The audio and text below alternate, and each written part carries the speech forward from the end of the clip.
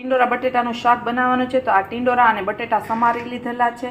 ત્યારબાદ હું તમને મસાલા બતાવી દઉં। આ મરચું છે, કાશ્મીરી લાલ મરચું છે, આ મીઠું છે, આ હળદર છે, આ ધાણા જીરું પાવડર છે, આ તીખું મરચું છે, આ હિંગ છે, આ કુકર છે અને આ ખાંડ છે।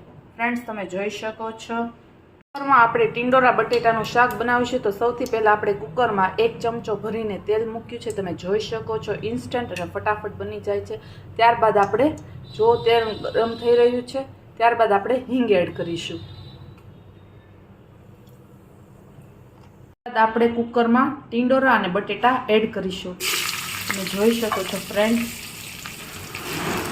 ટીંડોરા અને બટેટાને તેલ સાથે મિક્સ કરી દેવાના। તમે જોઈ શકો છો ફ્રેન્ડ્સ, કુકરને આપણે નીચે જ લઈ લીધું છે, સ્ટવ ઉપર નથી રાખ્યું। તમે જોઈ શકો છો। સૌથી પહેલાં આપણે ખાંડ એડ કરીશું, સ્વાદ પ્રમાણે ખાંડ એડ કરી દીધી છે। ત્યારબાદ ફ્રેન્ડ્સ આપણે સ્વાદ અનુસાર મીઠું એડ કરીશું।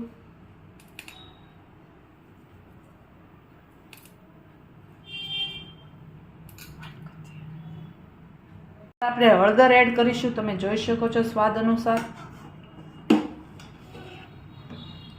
ત્યારબાદ ફ્રેન્ડ્સ ધાણા જીરું 1 આખી ચમચી ભરીને નાખવાનું, જેથી આપણું શાકમાં છે રસો છે એ સારો બને।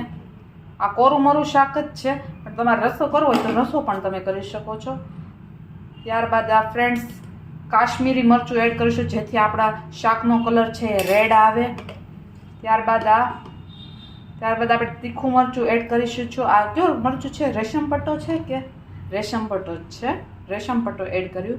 ત્યારબાદ હવે ફ્રેન્ડ્સ આ બધું મિક્સ કરી દેશો।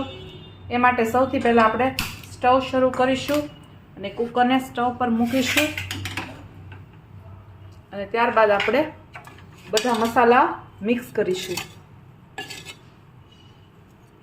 આવી રીતના મિક્સ કરી દેવાનું। તમે જોઈ શકો છો ફ્રેન્ડ્સ, મસાલો છે ચડી રહ્યો છે ટીંડોરા અને બટેટા ઉપર, તમે જોઈ શકો છો। ત્યારબાદ ફ્રેન્ડ્સ એટલું જ પાણી એડ કરવાનું છે, સાવ થોડુંક એવું જ એડ કરવાનું છે। પાણી એડ કરી દીધું છે। હવે ત્યારબાદ આપણે કુકર બંધ કરી દેશું અને ફક્ત 1 જ સીટી વગાડીશું। ટીંડોરા બટેટાનું શાક રેડી થઈ ગયું છે, ફક્ત 1 જ સીટી મારી છે। હવે આપણે ચેક કરીએ છીએ કે આપણું શાક થઈ ગયું છે કે નહીં, તો હવે અમે તમને બતાવું। ટીંડોરા બટેટાનું કોરું મોરું શાક રેડી છે, તમે જોઈ શકો છો ફ્રેન્ડ્સ। આમાં રસો કરવો હોય તો તમે પાણી નાખીને રસો કરી શકો છો, અને તમને કોરું મરું ભાવતું હોય તો તમે કોરું મરું ખાઈ શકો છો।